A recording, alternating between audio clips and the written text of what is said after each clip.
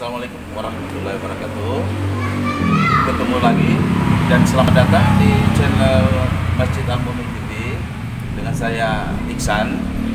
Alhamdulillah kita ketemu lagi di acara Bincang Santai dengan Bapak Haji Swalta, salah satu sosok sohor di Masjid Al-Mumin atau di sekitar Jalan Bangun Cipta Sarana ini. Alhamdulillah beliau udah ada di tengah-tengah kita. Dalam hal ini dengan topik kita adalah histori pendirian Masjid Al-Mumin dari awal itu dan sampai sekarang. Dan kita juga tahu beliau adalah salah satu sosok yang terkenal di sini dan mendampingi almarhum Pak Haji Ahmad Sugianto dalam setiap jalannya. Dan baik pemirsa, untuk tidak berlama-lama saya akan bertanya kepada beliau. Assalamualaikum Pak Haji. Waalaikumsalam. Jadi Pak Haji, yang kami ingin tanyakan dan mungkin pemirsa di sini mau tahu juga proses atau perjalanan Masjid Al-Mumin ini sehingga terbentuk dan megah seperti sekarang ini. Monggo Pak, tafadhal. Awal yang sono dulu apa yang sini? Yang dari dari Pak Haji dulu, mau yang masjid lama. Ya, kalau bisa dari masjid lama, mungkin tidak terlalu ini Pak Atta sudah pernah ke sini. Mungkin karena mungkin misalnya historinya kan beda.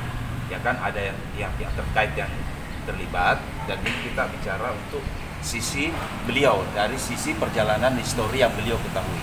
Gitu, Ya, pemirsa. yang Ya, saya gimana? tahu dari awal pertamanya pembikinan Masjid Al-Mumin yang kecil ini, awalnya pembikinan mau ada mayora. Mayora itu dijadikan untuk apa namanya yang untuk nyanyi-nyanyi apa namanya Gedung. Kristen apa namanya? Oh, enggak, gereja. Gereja. Ya. Karena itu memang dipakai, gedung itu dipakai untuk gereja. Ya. Sehingga pengurus-pengurus itu gimana kalau kita bikin aja di sini, bikin masjid aja, biar dia nggak jadi. Kan sering diserang tuh masalah pernah di sini masjidnya udah mau terbentuk. Ya. Nah, emang dulu banyak juga pengurus gitu. Awalnya emang begitu mewakafkan lah istilahnya. Tapi yang jadi pengurus itu Pak Akmar keluarganya. Ya. Kan, banyak juga itu yang namanya Dono Kasino itu bapaknya gitu, Pak Soleh itu dia jadi bendaharanya. Terus apa lagi pertanyaan? Nah, jadi setelah itu, sekarang kita kembali Pak ya.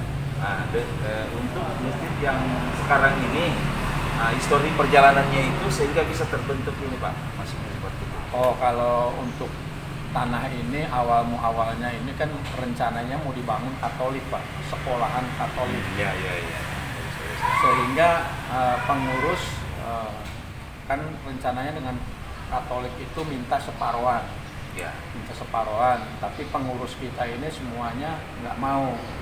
Semuanya dari 2004 itu masjid bikin, karena langsung emang yang paling banyak itu karena di sini ada pengurus dari Pemda, yang seperti Pak Budi itu kan dia bendaharanya Sugioso. Bapak, kalau di sini Pak Haji tadi katakan pengurus, selain Pak Budi tadi itu, siapa Pak pengurusnya? Pengurus ini paling banyak yang dulu itu Pak Muhyiddin, pengurus aja nih, Pak Akmar. Ini bukan yayasan ya. Ya. Terus bendaharanya Pak siapa?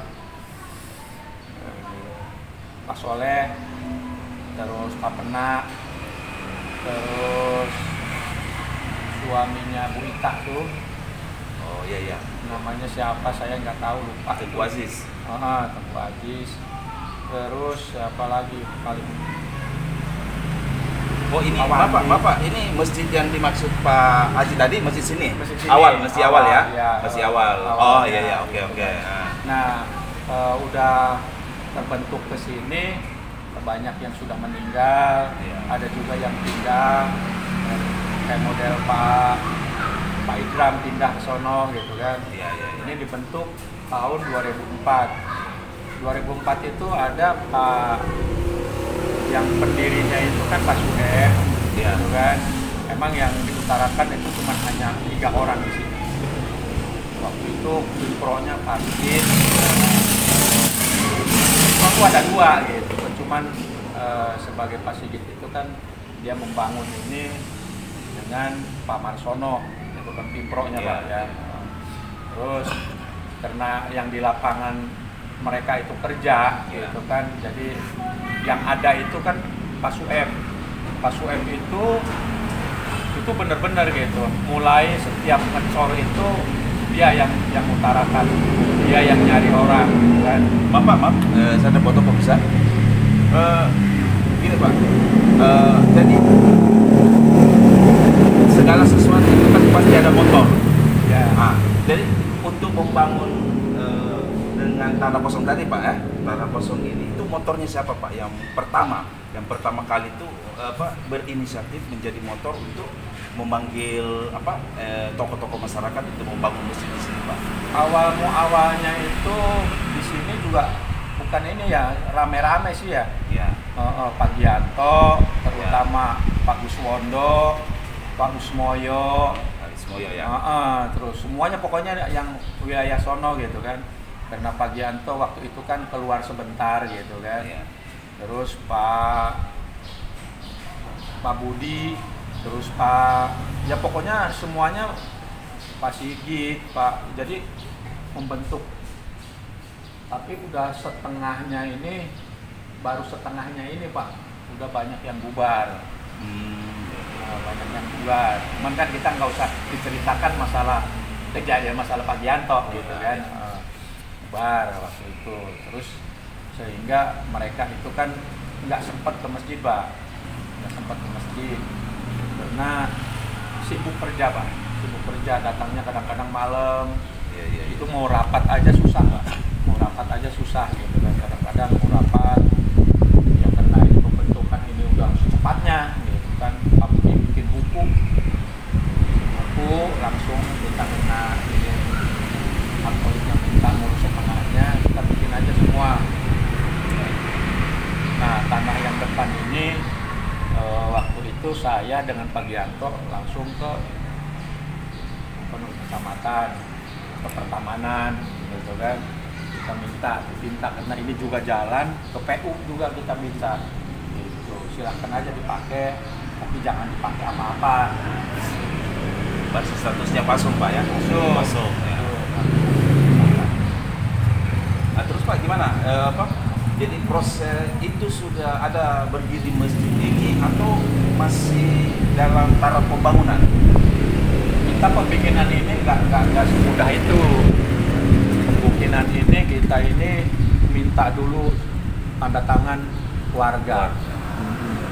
Itu tanda tangan warga itu hampir 1.200 sekian lah gitu kan. Karena kan jadi langsung dibawa ke sono untuk pembikinan ini. Banyak juga warga-warga itu kita fotokopi, semuanya kita kumpulkan fotokopi sama tanda tangannya, sehingga ya terbentuklah. Jadi selama dalam proses setelah terbentuknya masjid ini,